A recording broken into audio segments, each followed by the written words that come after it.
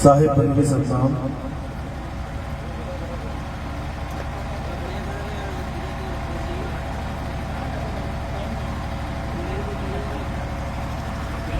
कोमल लाल पटेल, कोमल लाल उप सरपंच जी जहाँ कहीं भी हो वो मंच पर आए और गुरु जी को माल्यार्पण से स्वागत करें।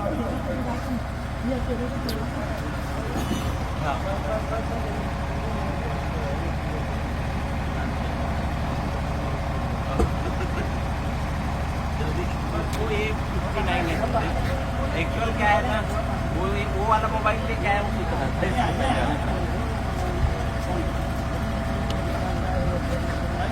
पहले टेबल लगा दे। कोई तो टेबल पे दिए तो बोल रहे हैं टेबल वो लगेगा कि तत्पश्चात ये माल्यार्पण को विराम देते हुए अब आगे की ओर वो गुड़िया है ना, आगे की ओर कार्य प्रारंभ होगा। तो सभी भगत भाइयों से फिर से मेरा निवेदन, सादर निवेदन कि वो अथय स्थान बैठकर पंडाल में से इस सेशन समारोह का आनंद लें और अपना अमूल्य जीवन का लाभ उठाएं।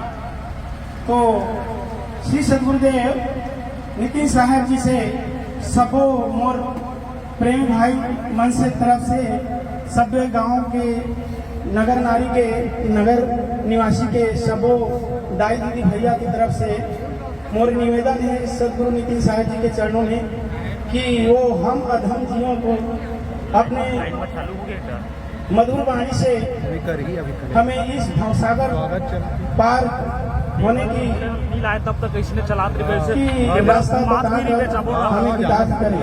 बोल श्री सदगुरुदेव नितिन साहब जी की जय, श्री सदगुरुदेव बराड़ साहब जी की जय, श्री सदगुरुदेव सत्य कबीर साहब जी की जय।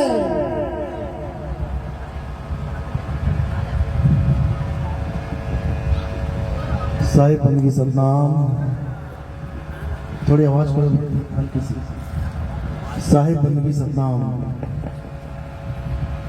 तो आज छत्तीसगढ़ में टेढ़ी नारा गांव में आज मूल ज्ञान का प्रचार प्रसार होने जा रहा है। बहुत बड़े भाग हैं उन जीवों के जो इस ज्ञान को आज सुन पाएंगे और उससे भी बड़े भाग हैं उन जीवों के जो इस ज्ञान को थोड़ा सा भी समझ पाएंगे, क्योंकि सुनना आसान है, आए बैठे घंटा 2 घंटा सुन के चले गए, लेकिन इस ज्ञान को समझना, एक एक बात को चिंतन मनन करना, एक एक बात की गहराई में जाना, ये सबके बस की बात नहीं होती। जिस पर परमपिता परमात्मा की मोहर लगी होती है, जिस पर मालिक की दया होती है, जिस पर बंदी छोड़ की कृपा होती है, केवल वही इस ज्ञान को समझ पाते हैं। नहीं तो किसी के बस की बात नहीं है कि इस ज्ञान को समझ पाए। बड़े बड़े ऋषि मुनि, पीर पैगंबर, औलिया, बड़े बड़े तपस्वी, बड़े बड़े जपी, बड़े बड़े सन्यासी इस मूल ज्ञान को नहीं समझ पाए और अपना पूरा जीवन जप में, तप में, पूजा पाठ में, हवन यज्ञ में, तीर्थों के स्नान में, चारों धाम में, पर्वतों के परिक्रमा करने में, नदियों की परिक्रमा करने में, इसी में बिता के चले गए, लेकिन इस मूल ज्ञान को नहीं समझ पाए। तो आज इस मूल ज्ञान का खुलासा करेंगे, इस अद्भुत ज्ञान का खुलासा करेंगे, जिस ज्ञान को पाने के लिए बड़े बड़े राजा महाराजाओं ने अपना राजपाट त्याग दिया, बड़े बड़े ऋषि मुनियों ने अपना घर बार त्याग दिया। आज उस ज्ञान का खुलासा करेंगे। तो सत्संग शुरू करने से पहले परमात्मा के नाम पे जयकारा लगाएंगे।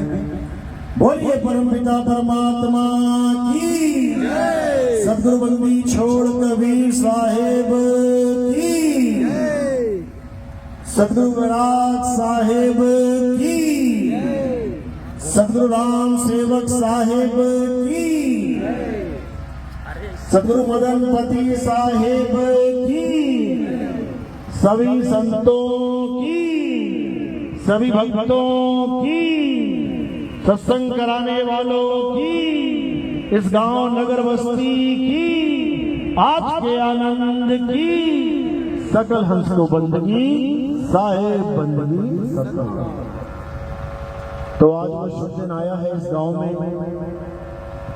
जब मालिक के मूल ज्ञान का प्रचार होने जा रहा है, क्योंकि ये वो ज्ञान है जो कबीर साहब ने 600 साल पहले इस धरातल पर इस ज्ञान को रखा तो इस युग का नाम ही बदल दिया। क्या नाम है इस युग का? कलयुग। कलयुग में ही एक युग ऐसा आया था जब कबीर साहब इस संसार में आए थे, उस युग का नाम रख दिया गया भक्ति काल, भक्ति युग। ये भक्ति युग की बात चल रही है 600 साल पुरानी। जब कबीर साहब आए तो उस समय का नाम भक्ति काल रख दिया गया, भक्ति युग रख दिया गया। उस समय संतों को उन्होंने वो दिव्य ज्ञान प्रदान किया जिसके बाद एक अद्भुत ज्ञान का प्रवेश हुआ। वेदों से, पुराणों से, गीता भागवत से, सब ग्रंथों से परे का ज्ञान जिसको मूल ज्ञान कहते हैं। जब वो मूल ज्ञान इस संसार में आया तो सब संतों ने उस मूल ज्ञान के आधार से भक्ति करना शुरू किया। उन्होंने जीते जी परमात्मा को पाया। कहते पायो में नाम रतन धन पायो, जीते जी पाया, मरने के बाद नहीं। ये सारे ग्रंथ हमें मरने के बाद स्वर्ग की प्राप्ति, मरने के बाद गोलोक की प्राप्ति, मरने के बाद शिवलोक की प्राप्ति, मरने के बाद जन्नत, मरने के बाद स्वर्ग, ये हमें मरने के बाद की प्राप्ति करवाते रहे। और जब कबीर साहब आए उन्होंने क्या बोला? संतों जीवत ही करो आशा। कहते जब तुम खाना जीते जी खा रहे हो, तुम पानी जीते जी पी रहे हो, तुम हर काम जीते जी कर रहे हो, तुम मुक्ति मरने के बाद क्यों ले रहे हो? मुक्ति भी मरने के बाद का सामान नहीं है। कहते हैं अबहू मिला तो तबहू मिलेगा और नहीं तो जमपुर वासी। अगर तुम्हें आज मुक्ति नहीं मिली तो भूल जाओगी कल मिलेगी। ये जीते जी का सौदा है। अगर प्यासे सो जाओगे तो सपने भी प्यासे ही आएंगे। नदियां ढूंढते फिरोगे, पानी ढूंढते फिरोगे। तो सोचो एक 6 घंटे की नींद हम बिना पानी के नहीं गुजार पा रहे हैं क्योंकि बिना पानी पिए सो गए। तो मरने के बाद का जीवन कैसे गुजारेंगे? जब शरीर छूट जाएगा तो बिना मुक्ति के कैसे मुक्त होंगे? जब पानी के बिना सोने पर चाहे सपने में नदी के बीच में खड़े होगे पानी पी लो तब भी तुम्हारी प्यास नहीं बुझेगी। एकदम उठोगे खड़बड़ाते हुए और पानी ढूंढोगे, पानी कहाँ है? ये सबका हाल होता है। कभी सो जाना प्यासे पता लग जाएगा। तो कबीर साहब यही समझा रहे हैं, कह रहे अब हूँ मिला तो तब हूँ मिलेगा, नहीं तो जमपुर वासी। अगर आज तुम्हें परमात्मा मिल गया तो समझो तब भी मिल गया जब शरीर छोड़ोगे, और आज नहीं मिला तो तब भी नहीं मिलेगा। इसलिए क्या करना है? संतों शब्द साधना कीजिए, जौन शब्द से राम प्रकट भय सोई शब्द कह लीजिए। संतों शब्द साधना कीजिए। कह रहे साधना तो सब कर रहे हैं। कोई मंदिर जा रहा है, कोई मस्जिद जा रहा है, कोई गुरुद्वारे जा रहा है, कोई चर्च जा रहा है, कोई देवी देवताओं की पूजा कर रहा है, कोई भूत प्रेतों की पूजा कर रहा है, कोई शमशान में बैठ के चंडालों की पूजा कर रहा है, कोई किसी की पूजा कर रहा है, कोई किसी की पूजा कर रहा है। इससे मुक्ति होने वाली नहीं है। किससे होगी? संतों शब्द साधना कीजिए, उस शब्द की साधना करो जिस शब्द से हर वस्तु गतिमान है, जिस शब्द से हर जीव में प्राण है, ये तुम्हारी सांसें चल रही हैं किसकी वजह से? उसकी भक्ति करो जिसकी वजह से तुम्हारी सांस चल रही है, तुम्हारी काया चल रही है। उसे क्या कहते हैं? उसे आत्मदेव कहते हैं। इसको आत्मदेव कहते हैं। आत्मदेव की साधना करनी है। अब तो साईं यही समझा रहे हैं, जल में नीन प्यासी मोहे देखत आवे हासी, आत्म ज्ञान बिना नर भटके, कभी काबा कभी काशी। कहते हैं जब तक तुम्हें आत्म ज्ञान नहीं मिल गया तब तक तुम भटकते ही रहोगे। कहाँ भटकोगे? कभी काबा कभी काशी। काबा में कौन जा रहा है? जितने भी मुसलमान भाई हैं ये सब कहाँ जा रहे हैं? भागे भागे ये काबा की तरफ भाग रहे हैं। और जितने हिंदू भाई हैं ये कहाँ जा रहे हैं? भागे भागे ये काशी की तरफ भाग रहे हैं। मुसलमान भाई सोच रहा है कि काबा जाके अल्लाह मिल जाएगा, जन्नत मिल जाएगी, और हिंदू भाई सोच रहा है काशी में जाके जन्नत मिल जाएगी। कहते हैं बिना आत्म ज्ञान के ये दोनों ही भटक रहे हैं। क्यों? कारण क्या है? क्योंकि जिस परमात्मा को, जिस अल्लाह को, जिस वाहिगुरु को ये ढूंढना चाहते हैं वो किसी काबा में या किसी काशी में नहीं है। वो कहाँ है? वो तुम्हारी आत्मा में विराजमान है, वो तुम्हारे घट में विराजमान है। कैसे विराजमान है? जैसे दिल में तेल विराजमान है। ज्यों तिल माही तेल है और ज्यों चकमक में आग, तेरा साईं तुझ में है, जाग सके तो जाग। कहते हैं अगर ये मनुष्य जन्म मिलने के बाद भी अगर तुम नहीं जाग पाए, क्योंकि अगर मनुष्य जन्म चला गया तो कौन से जन्म मिलेंगे? ये कुत्ता, बिल्ली, हाथी, घोड़ा, बकरा, ये सांप, बिच्छू, खटमल, मक्खी, मच्छर, इसमें नहीं जाग पाओगे। तुम मच्छर को सुना देना ज्ञान, तू मच्छर नहीं, तू एक आत्मा है, तेरी आत्मा में परमात्मा है, समझ जाएगा वो। तुम किसी गधे को सुना देना ज्ञान, किसी कुत्ते बिल्ली को सुना देना कि तू शरीर नहीं, तू आत्मा है, परमात्मा तेरी आत्मा में विराजमान है, वो समझ जाएगा क्या? नहीं समझ पाएगा। कौन समझ सकता है इस बात को? केवल एक इंसान। इसीलिए कहते हैं कि इंसान जन्म मुक्ति का द्वार है। अगर जन्म मरण से मुक्ति मिल सकती है तो केवल और केवल इंसान जन्म है। ऐसा क्यों? क्या बाकी जीव नहीं है?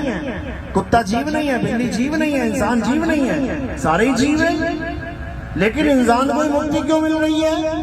क्योंकि इंसान इस ज्ञान को समझ सकता है, विवेक के द्वारा अपने स्वरूप को, आत्म स्वरूप को समझ सकता है कि मैं काया नहीं, मैं आत्मा हूं। ये ज्ञान और कोई योनि में समझा नहीं जा सकता।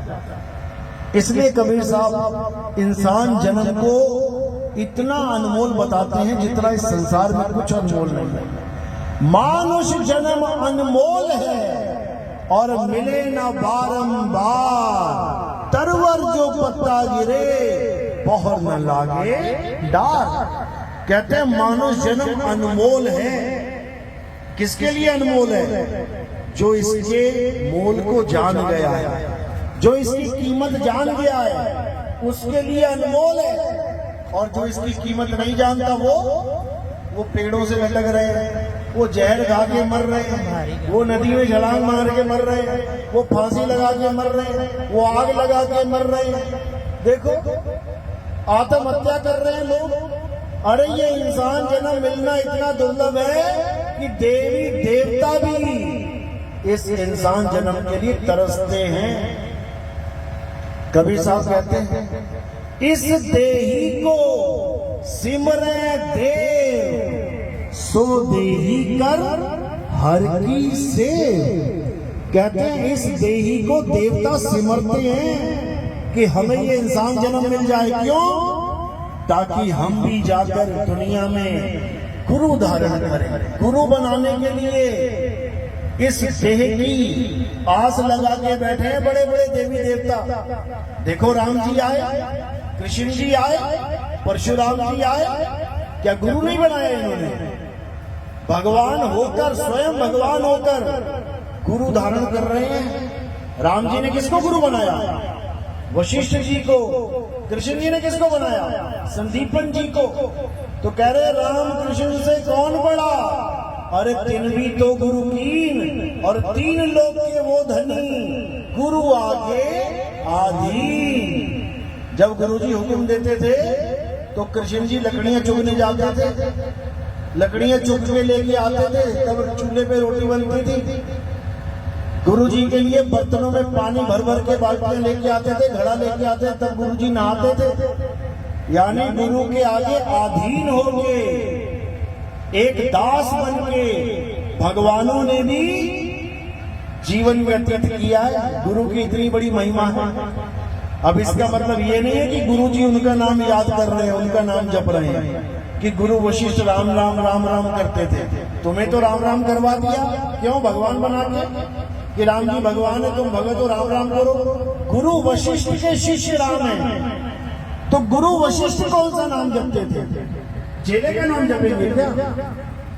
बिल्कुल नहीं।